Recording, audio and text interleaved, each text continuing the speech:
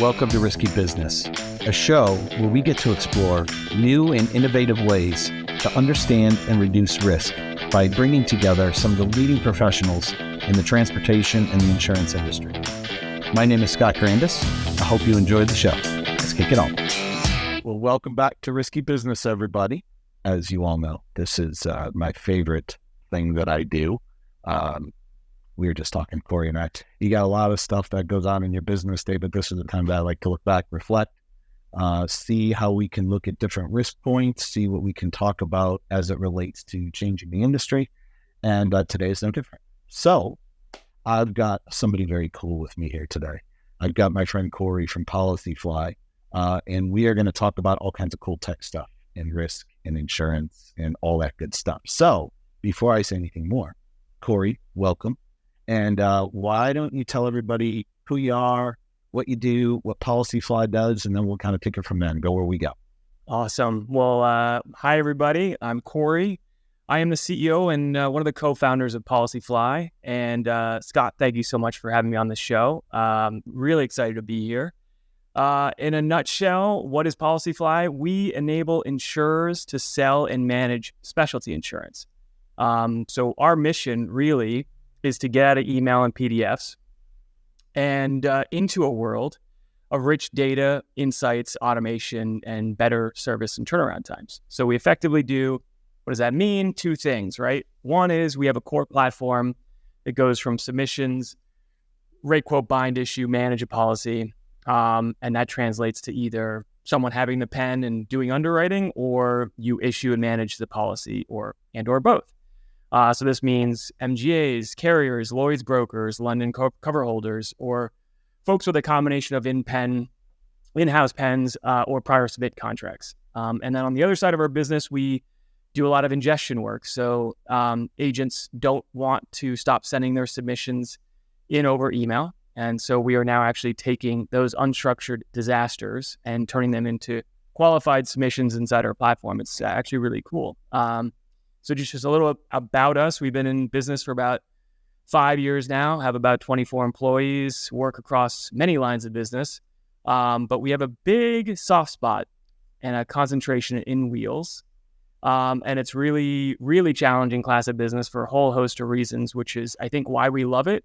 Or maybe we're just sick people. So here we are. That's a little bit about us.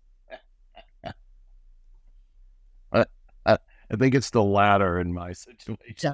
There must be something wrong with me. I've been stuck in trucking for a long time. For those listening, if you just heard everything that Cory said, it's pretty obvious why we're talking. I think we see the same stuff, right? You see kind of an age-old industry that just keeps doing the same thing over and over and over and over again. And when you hear underwriters talk, I don't think they're winning. And so, I think it's time for change, which is why we do what we do, why you do what you do, and why I love to talk about this stuff. So challenges in trucking. Let's start with the agent. What do you see? So I've heard ingesting old files, getting away from email. What do you think? So for me, when I look at the agent, let me back up. When I look at the agent, I say, or anybody, regardless of who it is, if you've got a paper intensive situation, right? So you're relying on somebody to give you accurate information on a piece of paper, and then you have to take that and you have to make, well, for cover holders, MGAs, reinsurers, insurers, they have to make a financial decision based on that static data. How often do you see static data that you have to ingest and then turn into a submission? You're smiling, so I know it's quite often. I think that, when you think about just no matter the line of business, insurance and agents, like this entire industry is an industry of unstructured data. It is just, 300 years of fun, magical, unstructured data. Now we've come a long ways from the coffee shop days of Lloyd's, but I think that ultimately we are not that far away still from just basically things being thrown down on a piece of paper, a napkin, whatever, and sent in. I mean, there's handwriting submissions. There's just you look at 10 submissions, not one of them is going to be the same. and they're basically just throwing stuff at the wall and seeing what sticks. And I think the commonplace is that for insurers to kind of just sift through that and try to figure out what's what and try to underwrite that risk. And so I think to your question, like all of it is unstructured. All of it's a mess for the most part.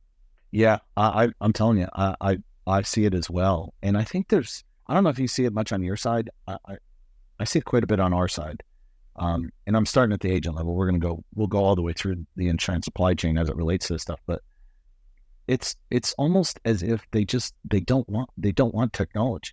They just want to do what they've done and sell insurance and that and go play some golf. You know what I mean? And I'm not making fun of it. I'm just saying that that's what it feels like, right? It feels like they're hesitant to use technology.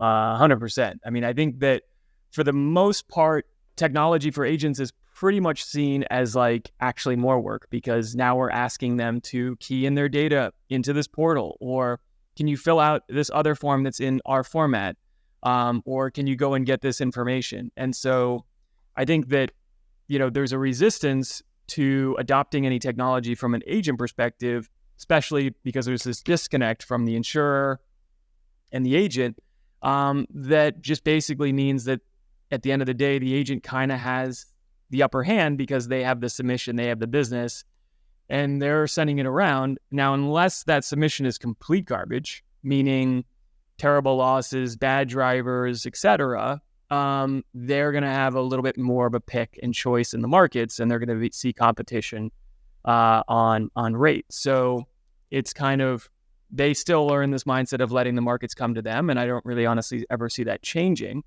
But I do see the future changing where it just becomes less increased work for an agent to be able to get multiple quotes or to put together a submission and submit it, as opposed to more work. And I think that time frame is actually much closer to where we are than it has ever been. Yeah, I 100% agree with you.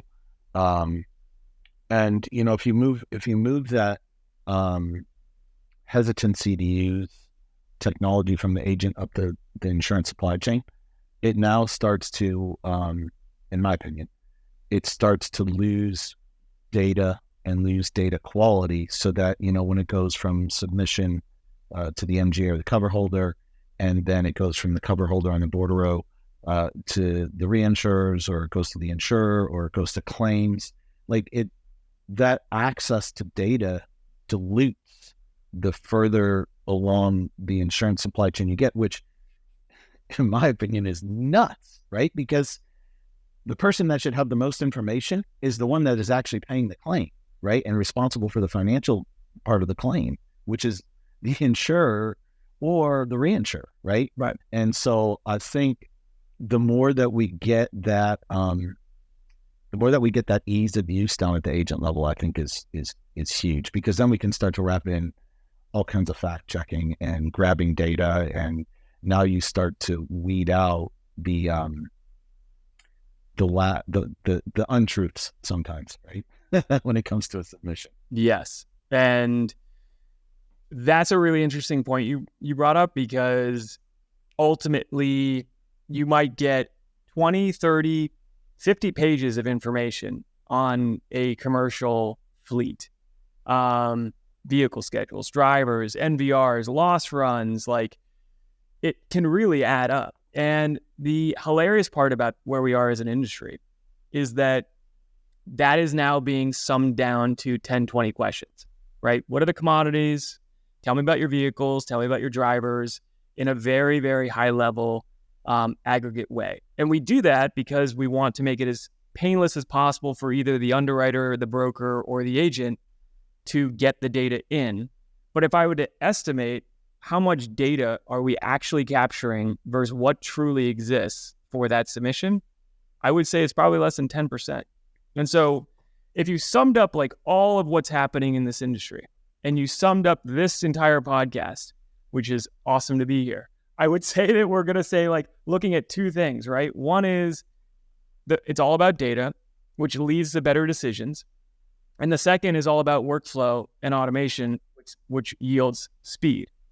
And those are the two primary themes, really. And I think that from a data perspective, we haven't had an opportunity, or we haven't had the technology to capture beyond the 10%. And you mentioned, like, as the data flows from MGA to insurer to claims and processing, every step of the way, we're losing part of that 10%, and there's just tons of leakage of data, which then translates to, well, we can only really do any sort of rate changes or understanding of our portfolio and losses based on such a myopic view of what is actually on risk. And here's the other big question, does anyone really actually know what's on risk?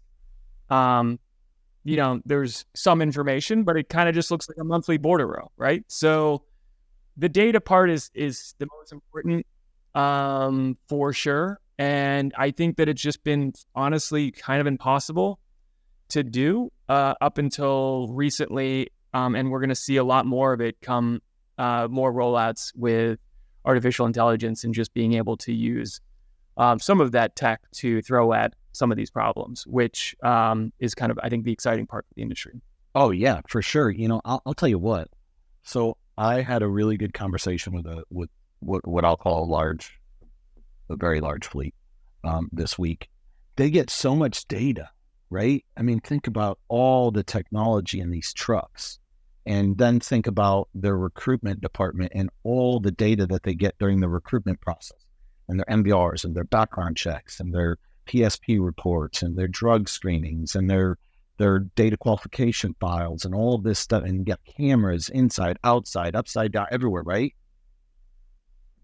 There's no way to organize it, right? But it's all there. It's all there. And like, one of the things that I would love to see, and this was a conversation I've had with multiple fleets, including the one this week, is how do we help those fleets? Like, how do we help those fleets understand, like, okay, this is what the insurance industry is going to look at. This is what's important for you to pay attention to. Otherwise, you have no control over your premium. You have no control over your deductibles, and you have no control over who's going to actually insure you. And so I think the more that we can teach down below the agent to the fleet level and ultimately the driver level, and also teach all the way through the supply chain, that, listen, there is data out there. There's a ton of it. It's accurate, and you can use it. And then think about, this is the other thing I think about. And I thought about this because you said AI. So we got an AI ML project that we're working on with Amazon Web Services, or we're about to fire up with the Amazon Web Services, I should say. When you don't have the data, you can't learn, right? And if you do have the data, but you don't have it structured properly, you can't learn. And so AI and ML are no good if you don't have the raw data and if you don't have it structured properly. So I think and then that hurts everybody in the insurance supply chain, from the driver all the way up to the people paying the claims. And I think the more that we find ways to get accurate, big data involved in the industry in an easy way, that was another huge word to use, in an easy way, I think we're all going to win. Yeah, 100%. Which is, I think that, if you look at the entire history of insurance and where we are 200-300 years, right?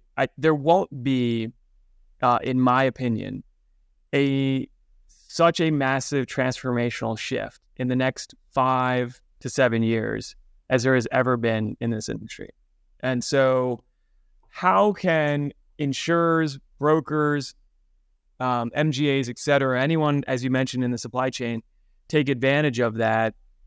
I think all just comes back to data and the systems that they're using, the platforms that they're able to tap into to start to capture more and more of this data. I think that the outlier of insurers today are doing work in this space. I think the majority are still not in this world. They're still kind of going through a lot of manual processes and just, going along with the bare minimum data needs that they have. And I think that's just going to be an evolution and certainly change significantly over the next couple of years. Yeah, I agree with you. And, you and I both spend a lot of time in London. And I think from what I see, at least from my view, in my opinion, the London market is ready for the change, right? Because, again, they take it on the chin. They're the ones that have to pay the claims, and they're the ones that have to explain, why are we losing money on this line of business, right? And I still feel today, it's not as bad as it was like 3 or 4 years ago, but when you mention the word trucking liability in the London market, people it's kind of like at night when all you see in the streets are the rats running around. Like everybody runs for their houses and they're like, nope, don't want it, don't want to touch it, not interested, no good, right? But I think, some of the cool comments that I've heard recently in the London market were things around, listen, the fact that I now can get access to data is making me start to think about capitalizing risk that I would have never touched before. But now I know that I can see it, I can touch it, I can feel it, I can get data from it, and I can learn from it. Then, they're not that they're going to shift overnight, but I think, to your point, I think we're going to see a huge shift, and I think it's going to happen more quickly than we've ever seen anything happen in trucking, at least in my years, because it's time and the data is there. And, we got people like you bringing the data out to them saying, you should see this because it's important. Yeah. Oh, absolutely. I mean, I think that it's fun to think about the future, and there's so many talented people in this industry that have so many great ideas, right? Like, I'm sure you talk to so many of them. So many like really innovative underwriters and innovative brokers in the space that are trying to figure out, how do we push the envelope? How do we get an edge? How do we create more value for the actual end insureds, right? Because it also is tough being a trucker. And I think that there's so many great ideas in this space, but without data, we're still paralyzed. There's so little that we can actually do, but it's starting to become so interesting to think about, okay, well, actually these edge cases that weren't possible, or these ideas that weren't possible a couple of years ago, are now heading in the direction of possible. And what happens next is kind of exciting, right? We start first capturing the data. Okay. Then, well, we start using that data to inform rates and risk appetite and things that we want. And then all of a sudden we can start to fine tune that. And using things like Clear Connect to enrich that further, we can then start to consider, well, you know what? I want to automatically quote this profile of an account and get really granular, really specific about it. And then we're going to start seeing the industry move to a bit more real time versus same day or next day turnaround on new business. It's going to be much more real time. And then we're going to see a lot more dynamic pricing and cancellation and monitoring, fleet monitoring around telematics and the data that you guys are able to provide. So the opportunities and the ideas in the space are all dependent on what happens over the next couple of years with data and integrations. But I think that the future is incredibly bright. And I think that, a lot of folks might feel a tinge of anxiety that like, well, I'm going to be left behind, or like, is my business even going to be around? I think that, and to be honest, I think I at least personally have gone through this like self-reflection moment because, in the software business, everything moves even faster. And I think that what I see in the insurance space is that, first of all, hard to always size up a market, but commercial auto has got to be at least $50 billion in premium. Physical damage inside of that class is probably at least 10 to 15 billion. And so if we go from this wide approach of, well, I write, this specific line of business, I do APD, I do cargo, or I do liability and other classes of business inside of transportation, and you got to go from this fairly non-specific targeting, and you start going to very hyper-specific opportunities in the industry. I think that there's so much premium to go around, and I think that the opportunities and innovation to be able to target and go after certain niches will actually create more opportunity for everyone involved, and with much stronger and better underwriting performance. So we can expect to see those ratios to become more favorable. We can expect to see hyper focus and hyper target based on, everything from region to specific driver criteria to, actual real-time telematic data. So I think all of that becomes a boon for actuarial science, underwriters to innovate, brokers to differentiate, and just realistically less everyone doing the same commoditization and more folks doing more unique product offerings. So that's just kind of one way of looking at it. Yeah, you know what? I 100% agree with you. I have heard, I go to London every 6 to 8 weeks, and the people think I'm going to start talking British soon, which I do have some things I can say in the British language. But anyways, you go there and you got 30 to 50 meetings or whatever you do over the course of your 10 to 12 days, and you get some people that are just like, I don't need anybody to replace me in my job, right? Like, that is not what we're trying to do here, right? We're trying to actually make you give you access to more data to make better decisions. That's it. I'm not here to tell you what to do. And then you have others on the opposite end of the spectrum, which you had mentioned this too, which will say, I have an idea. And you heard me say this in a call the other day. Don't say a word to anybody, because I know that if I can get my hands on that data, I can do something that nobody else can do, and I am willing to take the risk because it's unique, it's different. And so I find there's a couple of people that when I meet with out in London, I'll mention one of them because I tell them this all the time. David Perkins over at Brit. Like, I love to geek out on data conversations with him because his mind is always like, what can we do different? How can we do different? How can we reach out and do something with the data? But then on the opposite end of the spectrum, you get people that are like, no, we're good. So I think we're going to see it. I think we're going to see all types, but I think at the speed at which we're going to see the change and the unique ways that people are going to re-examine how they insure, I think people at some point are going to have to say, like, how the hell did they do that? And whatever they did, we got to figure it out because we got to be able to compete. That's amazing. Yes. I definitely think that there is a forcing function here because it's what I've found is it's kind of an industry that, when someone finds something that's working, you have a whole bunch of folks that then it almost becomes like a standard. It's once there's a track record in the industry, it's exciting to see that happen. And that's, I think, goes back to this, we're all in this together in a way, right? Like, this is a competitive but very friendly industry. One day you're working for your company, the next day you go to a competitor, but in general it stays friendly. And I think that,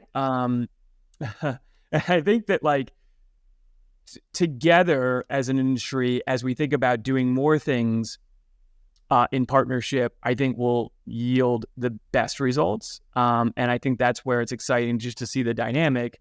And there's so many independent players that play a role in the supply chain that it actually is already built in, right? And you mentioned your trips to London. Scott, when are we going to do one together? Because it could be very dangerous, be very fun. We may not make it back alive, but that would be super fun. And yeah,